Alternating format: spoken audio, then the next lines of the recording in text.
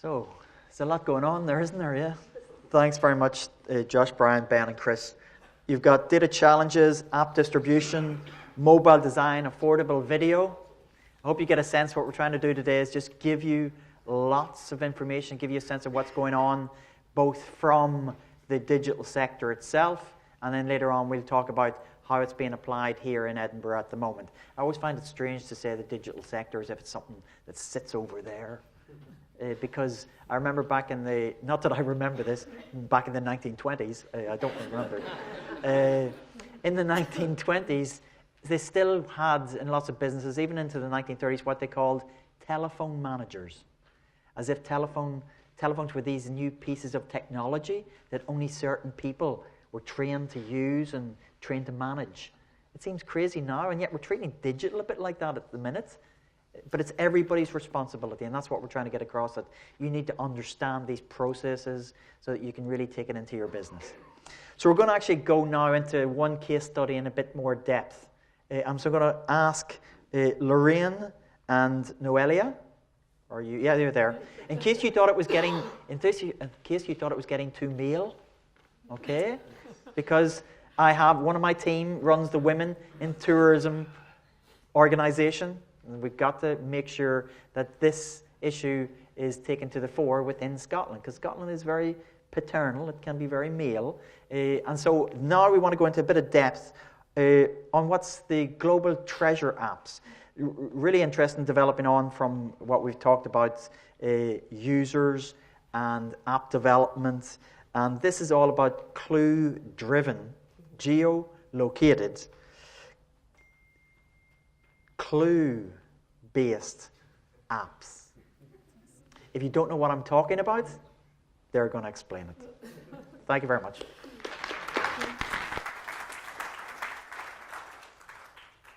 So hello everyone. We're going to talk about a slightly different approach to technology and how technology and education combined together can work for tourism. So we're Lorraine Somerville and Noelia Martinez. We're going to tell you about a digital treasure trail project that we ran together with Edinburgh College and Historic Environment Scotland. The project was called Young People into Digital, and it basically involved students from Edinburgh College creating a treasure hunt for our app. So there were 4 partners into the project. Edinburgh Castle provided the venue, Edinburgh College, the young people, we provided the platform, and then because every trail in our platform offers a reward at the end, either a real reward or virtual, Young Scott provided the rewards. But before telling you more about this and following the advice of our last speaker, we're going to show you a video. Don't know if it's ready.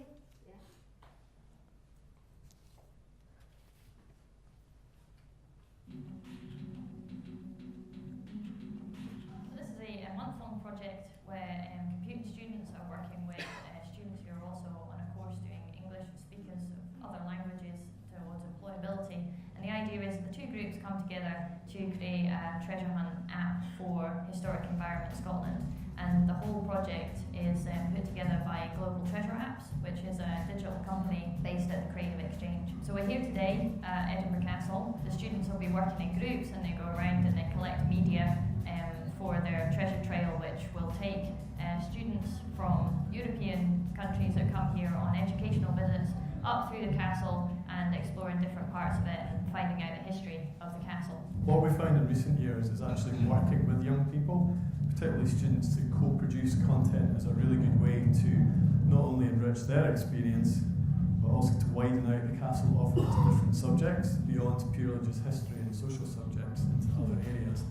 But also so that young people are actually feeling part of the production process and are actually creating something that we can then use with other young people. This is the first time we've actually worked with computing students, so it's a fantastic opportunity to combine the stories and the history of the castle with the content that they're creating for these treasure apps, so bringing in a digital element. We feel it's important for our college students to take part in projects like this. This is an opportunity for them to come together with a company such as Global Treasure Apps and high-profile clients such as Historic Environment Scotland. It's a great opportunity for students at this level who are just starting out in computing at Edinburgh project for a client. This will shape many of their ideas for what they want to do for careers in the future.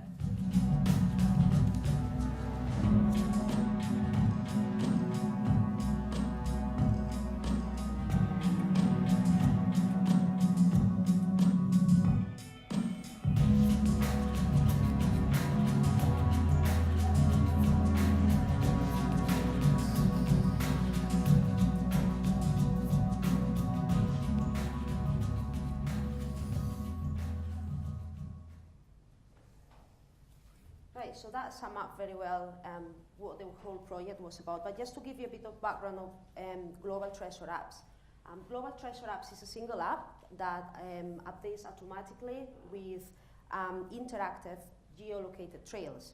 The trails are clue-driven, so it guides the player around a venue or a visitor attraction or a tourist destination with questions, fun facts, and rewards. And it's great for enhancing the visitor experience and increasing footfall and visitor spend. So the project, it consisted on 20 young people. They were selected from an access course in Edinburgh College. What we did is we split them into 5 groups, and then they chose a theme for their trail. And before they went we took them to Edinburgh Castle, they did some research in the college, and they created a trail, a drafted trail in paper. In the next session of the workshop, we took them to the location, to Edinburgh Castle, where they could try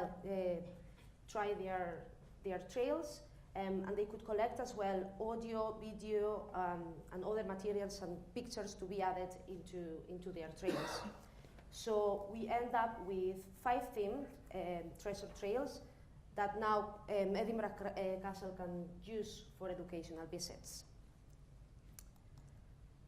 In the next phase of the course of the program, we went back to Edinburgh College and we showed them our database so they could update all the content they have gathered.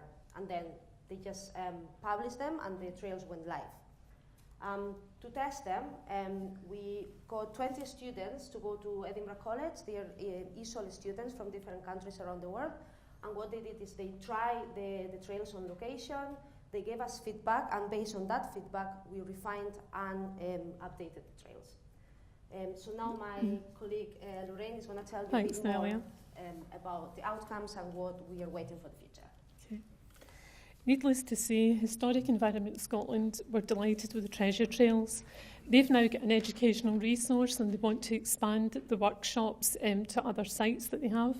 Edinburgh College were also delighted because the young people not only achieved 2 learning outcomes but also enhanced their employability skills. So we want to expand this model to other attractions, other tourist destinations, and especially for the Year of Young People 2018, it's the perfect engagement tool. So I'd really like you to come to our stand at the end, find out more information about how we can help you as a tourist destination, to go to our workshops and to be able to create these trails to make it more engaging for your visitors and for your attraction. Thank you. Thank you.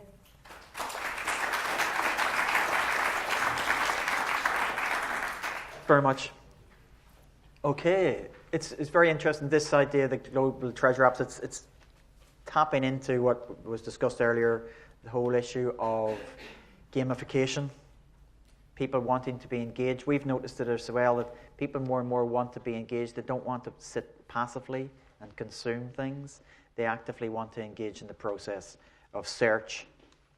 And you'll hear later on from Edinburgh Zoo about their involvement with Pokemon Go.